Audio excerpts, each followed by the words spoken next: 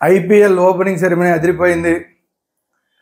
Shahrukh Khan anchoring ఇంకా అదిరిపోయింది. షారుఖ్ ఖాన్ విరాట్ కోహ్లీ తోటి, రింకు సింగ్ తోటి డ్యాన్సులు కూడా చేయించాడు. షారుఖ్ ఖాన్ పాపం అనుకున్నట్లాగా కాకుండా షారుఖ్ ఖాన్ టీము ఓడిపోతే ఆర్సీబీ విరాట్ కోహ్లీ టీము బోణీ కొట్టింది. ఓవరాల్గా ఒక మంచి మ్యాచ్నే ఐపీఎల్లో మనం ఫస్ట్ మ్యాచ్లో చూడగలిగాం. వీటన్నిటి గురించి కూడా మాట్లాడుకునే ముందు, వివరంగా మాట్లాడుకునే ముందు, దిస్ ఇస్ త్వరగా శ్రీరామ్. మన ఛానల్ వేదాంత ఛానల్ అందరూ సబ్స్క్రైబ్ చేసుకోండి. The same time bell icon నొక్కండి. బెల్ ఐకాన్ నొక్కితే కొత్తగా వీడియోలు అప్లోడ్ అయినప్పుడల్లా మీకు అప్డేట్స్ వస్తూ ఉంటాయి. ఐపీఎల్ నడుస్తున్నంతసేపు ప్రతిరోజు రివ్యూలు విడివిడిగా ప్రతి మ్యాచ్కి సంబంధించి కూడా మన ఛానల్లో వస్తుంటాయి. కాబట్టి ఇమీడియట్గా మన ఛానల్ వేదాంత ఛానల్ సబ్స్క్రైబ్ చేసుకోండి. ఇంకా అసలు వీడియోలోకి వెళ్ళిపోదాం. Okay, let's get started.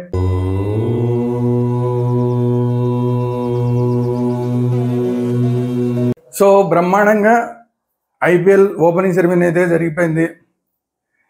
హీరోయిన్లు వచ్చారు, హీరోయిన్లతోటి డ్యాన్సులు, శ్రేయా ఘోషాల్ పాటలు, షారుఖ్ ఖాన్ యాంకరింగు, షారుఖ్ ఖాన్తో పాటు విరాట్ కోహ్లీ, రింకు సింగ్ డ్యాన్సులు. అంతా సూపర్గా జరిగిపోయింది. టాస్ వచ్చేసింది. టాస్ గెలిచిన ఆర్సీబీ బౌలింగ్ తీసుకుంది. ఇది రైట్ డెసిషన్ అని చెప్పి వాళ్ళు ప్రూవ్ చేయగలిగారు. ఏదైతే హేంజల్వుడ్ తోటి ప్రారంభం చేశారు. అయితే ఇక్కడ పెద్ద విషయం ఏంటంటే భువనేశ్వర్ కుమార్ ఎందుకు ఆడట్లేదు అనేది అర్థం కాని విషయం. భువనేశ్వర్ కుమార్ని 10 కోట్లు పెట్టి తీసుకుని ఎందుకు కూర్చోబెట్టారో మరి కూర్చోబెట్టారు. భువనేశ్వర్ కుమార్ లాంటి వాడు అలా కూర్చొని ఉండడం అంటే అసలు చూడడానికి కొద్దిగా ఇబ్బందిగా ఉంది. ఎందుకంటే ఇండియా టీంకి అన్ని రోజుల పాటు, అన్ని సంవత్సరాల పాటు మెయిన్ బౌలర్గా ఉన్న భువనేశ్వర్ కుమార్, ఎస్ఆర్హెచ్కి మెయిన్ బౌలర్గా ఉన్న భువనేశ్వర్ కుమార్ ఇప్పుడు ఆర్సీబీకి వచ్చి ఆర్సీబీలో ఖాళీగా కూర్చోవడం అంటే ఏంటో అర్థం కాలేదు మరి. సరే, ఎనీవే భువనేశ్వర్ లేడు. యష్ దయాల్ తర్వాత హేంజల్వుడ్ ఇద్దరు కలిసి బౌలింగ్ ఓపెనింగ్ చేశారు. ఇద్దరు కూడా చాలా మంచి బాల్స్ వేశారు. డికాక్ని అయితే అసలు ఆడనివ్వలేదు. కేవలం ఒక 4 మాత్రమే కొట్టి డికాక్ అవుట్ అయిపోయాడు. కానీ 3 ఓవర్లు అసలు ఏమాత్రం కొట్టడానికి అవకాశం లేకుండా హేంజల్వుడ్ అలాగే యష్ దయాల్ ఇద్దరు కలిసి, హేంజల్వుడ్ 2 ఓవర్లు వేసాడు. 2 ఓవర్లోనూ పెద్దగా పరుగులు ఇవ్వలేదు. యష్ దయాల్ కూడా బ్రహ్మాండంగా బౌలింగ్ వేసాడు. 1 ఓవర్ వేసాడు. కానీ 1 ఓవర్తోనే మరి అతన్ని తీసి పక్కన పెట్టేసి స్పిన్నర్ని తీసుకొచ్చారు. స్పిన్నర్ని తీసుకురావడంతో ఇక ఫ్రీగా కొట్టడానికి అవకాశం దొరికింది. అజింక్య రహానే ఇక కొట్టడం మొదలుపెట్టాడు. మామూలు కొట్టలేదు. అజింక్య రహానే బ్యాటింగ్ ఈరోజు చెప్పుకొని తీరాలి. గతంలో ఒకసారి ఇలాగే అద్భుతంగా ఆడాడు. మళ్ళీ లాస్ట్ సీజన్ పెద్దగా ఆడింది లేదు. కానీ ఈ సీజన్ స్టార్టింగే అద్భుతమైన హాఫ్ సెంచరీ తోటి స్టార్ట్ చేశాడు. కొట్టిన ప్రతి షాట్ కూడా అథెంటిక్గా కొట్టాడు. 6లు అయినా 4లు అయినా చాలా అథెంటిక్గా కొట్టాడు. పర్ఫెక్ట్ క్రికెటింగ్ షాట్లు కొట్టాడు అజింక్య రహానే.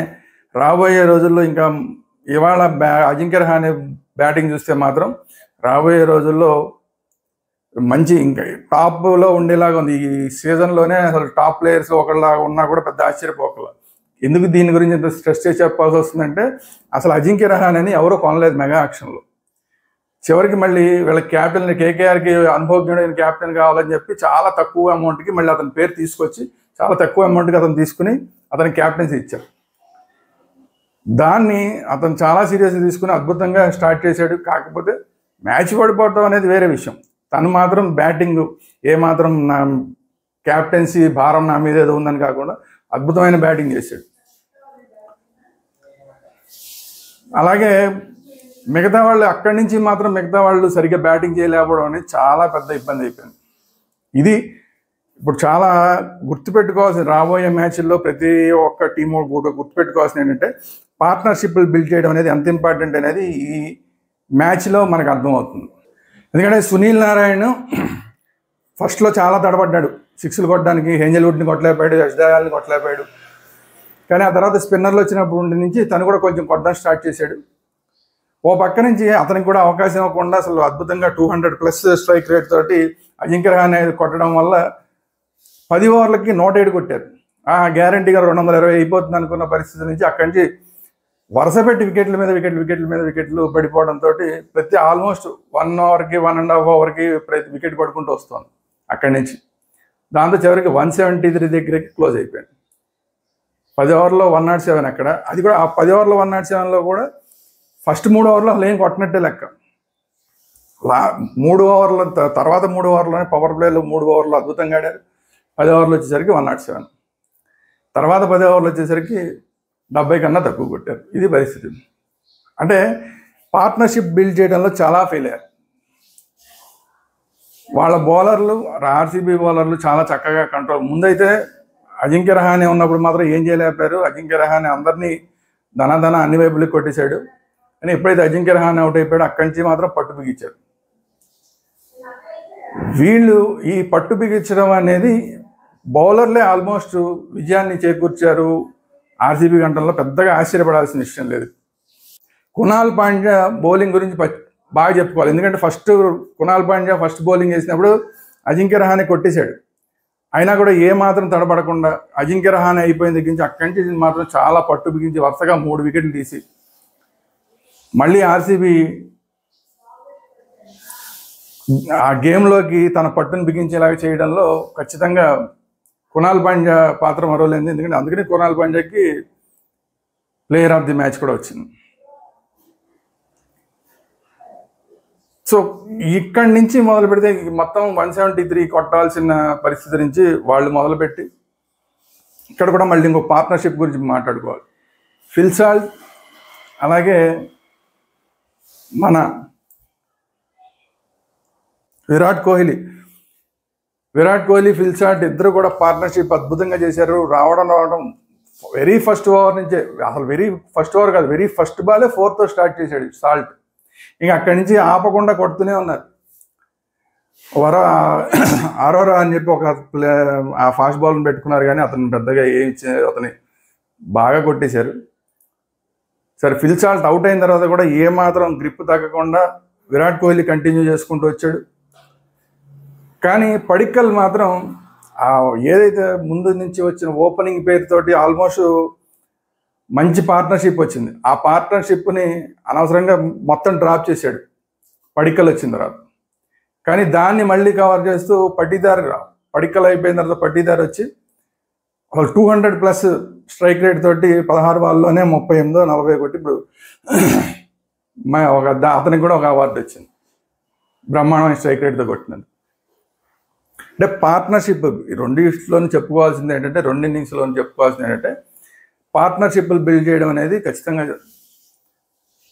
ఇక్కడేమో ఫిల్ సాల్ట్ అలాగే విరాట్ కోహ్లీ, అక్కడ సునీల్ నారాయణ్, అజింక్య రహానే, వీళ్ళిద్దరి పార్ట్నర్షిప్లు చాలా కీలకంగా మారినాయి. సో ఇప్పటి నుంచి మిగతా టీంలన్నీ కూడా మనం పార్ట్నర్షిప్లు ఎలా బిల్డ్ చేయాలి అన్న దాని మీద దృష్టి పెడితేనే పెద్ద మ్యాచ్ల్లో పెద్ద స్కోర్లు కొట్టాలంటే సాధ్యమవుతుంది తప్ప వరుస పెట్టి ఇంటర్వల్లో వికెట్లు పడిపోతే మాత్రం ముందు ఓపెనింగ్లో మంచి ఛాన్స్ వచ్చినా కూడా దాన్ని నిలబెట్టుకోలేకపోయింది. కేకేఆర్ ఏ విధంగా నిలబెట్టలేకపోయింది అనేది మంచి ఉదాహరణ. సో దీన్ని దృష్టిలో పెట్టుకుని ఇప్పుడు రాబోయే మ్యాచ్లన్నీ మిగతా వాళ్ళు ఆడాలి. అరే anyway, Patidar first time captaincy చేస్తున్నాడు. ఏమాత్రం తడబాటు లేకుండా మంచిగానే చేశాడని చెప్పుకోవచ్చు. కానీ ఏంటంటే 2 ఫాల్ట్లు, ఒకటేమో భువనేశ్వర్ కుమార్ని ఎందుకు తీసుకోలేదు ఒకటి, యష్ దయాల్ ఫస్ట్ ఓవర్ చాలా బాగా వేస్తే 2వ ఓవర్ ఇవ్వకుండా పక్కన పెట్టాడు. మళ్ళీ తర్వాత ఎప్పుడో ఇచ్చాడని కూడా అది వేరే విషయం, ఎందుకు పక్కన పెట్టాడో తెలియదు. సో కొంచెం చిన్న తడబాట్లు ఉండొచ్చు, కానీ ఓవరాల్గా అతని బ్యాటింగ్ మీద మాత్రం ఏమాత్రం ప్రభావం చూపించలేదు.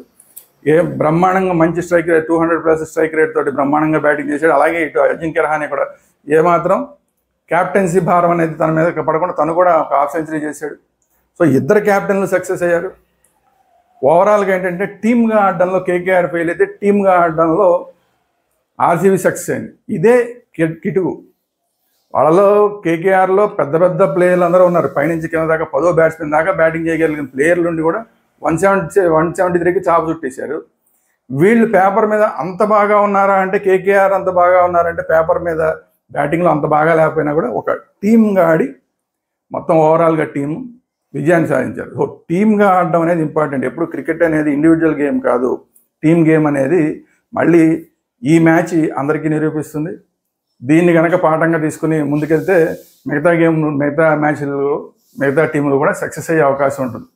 టీమ్ గేమ్ ఇదంతా, క్రికెట్ అంతా కూడా టీమ్ గేమ్. అందరూ యూనిటీగా ఆడితే అందరూ 20-30 కొట్టినా కూడా మ్యాచ్ పెద్ద మ్యాచ్లు గెలిచేయచ్చు. 200 స్కోర్ ఉన్నా కూడా అందరూ ఉన్న వాళ్ళందరూ కూడా 20-30 అలా కొట్టుకుంటూ వచ్చేస్తే గెలిచేయచ్చు. కానీ ఎవరో ఒకళ్ళు 50-60 కొట్టి మిగతా వాళ్ళందరూ చాప చుట్టేస్తే అయ్యే పని కాదు. సో ఇది ఈ ఫస్ట్ మ్యాచ్ నుంచి నేర్చుకోవాల్సిన పాఠం. ఇది ఈరోజు వీడియో. ఈ వీడియో కానీ మీకు నచ్చినట్టు లైక్ చేయండి, మీ అభిప్రాయాలు కామెంట్ రూపంలో తెలియజేయండి. ఈ వీడియోని అందరికీ షేర్ చేయండి. అట్ ది సేమ్ టైం మన ఛానల్ వేదాంత ఛానల్ సబ్స్క్రైబ్ చేసుకోండి. Thank you very much. జై హింద్, భారత్ మాతాకి జై.